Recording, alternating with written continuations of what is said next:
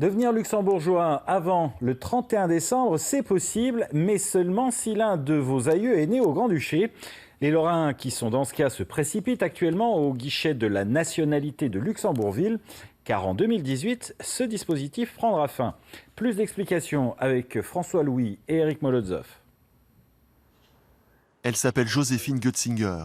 C'est l'arrière-arrière-grand-mère de Simon. Et grâce à elle, l'étudiant en commerce nancéen a demandé sa naturalisation luxembourgeoise. C'était aussi question familiale, donc avec les ancêtres qui étaient luxembourgeois. Et j'ai fait la démarche avec ma mère et mon oncle. Donc on s'est dit pourquoi pas reprendre la nationalité avant que ce soit plus possible, parce qu'on a vu un article comme quoi ça serait plus possible en 2018. Et à la mort de mon arrière-grand-mère, on s'est dit, bon voilà, c'est une sorte d'hommage aussi.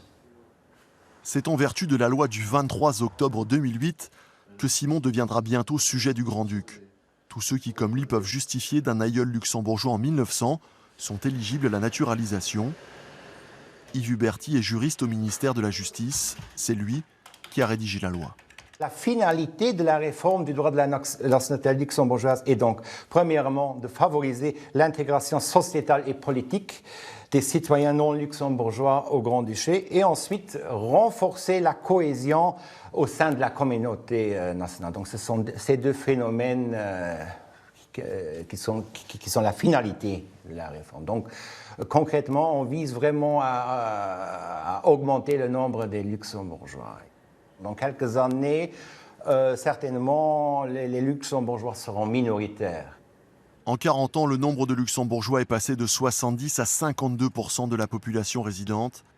Et les statistiques prédisent la parité dans 3 à 4 ans. 6 000 Français sont donc devenus sujets du Grand-Duc depuis 10 ans, sans condition de résidence ou de maîtrise de la langue. Un paradoxe de plus pour le pays le plus riche du monde.